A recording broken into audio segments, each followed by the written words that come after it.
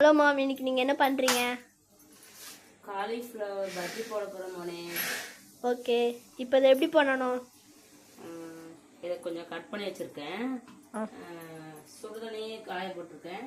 இதில் கொஞ்சம் கல் உப்பு கொஞ்சம் போட்டுட்டு மஞ்சள் தூள் கொஞ்சம் போட்டு ஓகே, இது லைட்டாக கொதித்த பிறகு நம்ம இந்த வெந்நீரில் எடுத்து நம்ம இந்த காலிஃப்ளவரை போட்டுக்கலாம். ஓகே மனேஷ், இது இப்ப கொதிச்ச பிறகு தண்ணி இப்ப கொதிச்சிச்சு. நம்ம இத போட்டுட்டோம்னா ஒரு 5 மினிட்ஸ் கழிச்சு 5 மினிட்ஸ் வந்து இது அப்படியே அந்த சூடுல இருந்தாதான் சின்ன சின்ன பூச்சிலாம் ஏதாச்சும் இருந்ததுன்னா அது சரியா இதுவாயிடும். நம்ம சுத்தனில் போட்டு எடுத்தோம்னாக்கா சரியாயிடும். நம்ம ஒரு 5 மினிட்ஸ் கழிச்சு நம்ம இதை ஓப்பன் பண்ணி பார்க்கலாம். இது எல்லாத்தையும் ஒன்றா போட போகிறீங்க? ஆமாம்மா.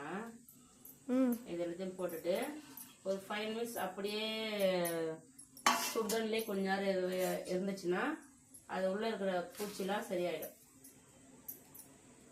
5 மினிட்ஸ் கழிச்சு நம்ம ஓப்பன் பண்ணி எடுத்துக்கலாம். 5 மினிட்ஸ் ஆயிடுச்சு. இப்போ நம்ம இதை ஓப்பன் பண்ணி நம்ம எடுத்து பிளேட்டில் போட்டுக்கலாம். அந்த காலிஃப்ளவர் பார்த்து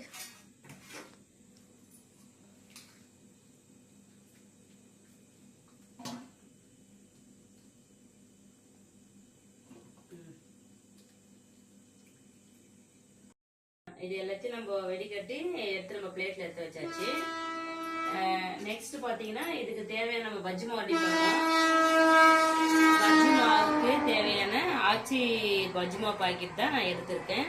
இதுக்கு வந்து பஜ்ஜி மாவு சோடா மாவு கொஞ்சம் தேவையான அளவு சால்ட் போட்டுட்டு போறேன்.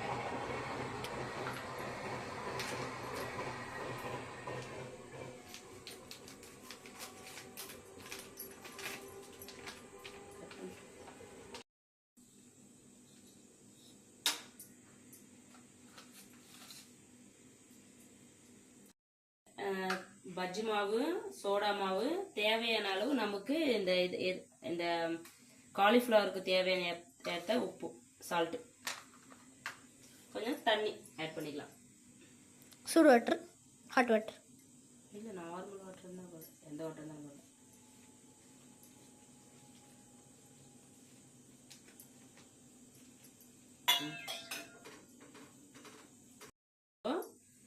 தண்ணியை ஊற்றி நல்லா பஜ்ஜி மாவு பதத்துக்கு நம்ம தேவையான அளவுக்கு நம்ம பிசைஞ்சிக்கலாம்.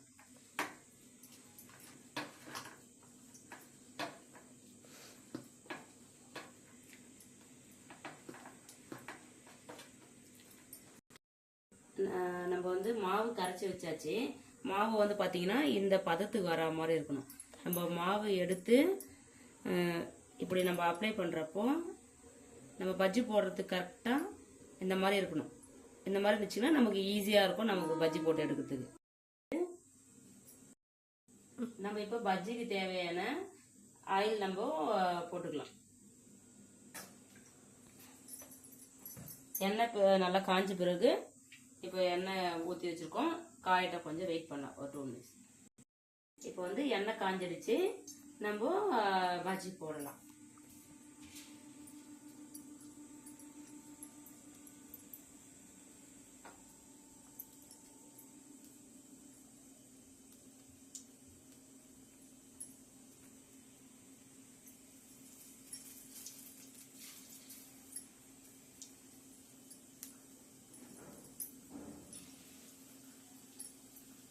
இந்த மாதிரி பதமா இருந்துச்சுங்கன்னா நமக்கு பஜ்ஜி போட நமக்கு ஈஸியாகவும் இருக்கும்.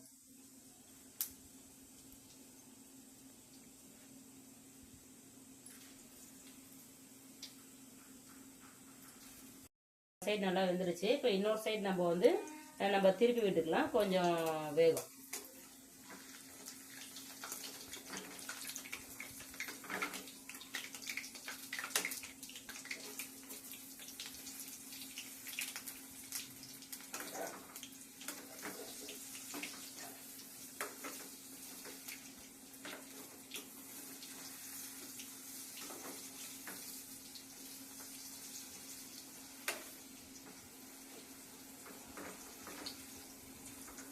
திருப்பி விட்டாச்சு.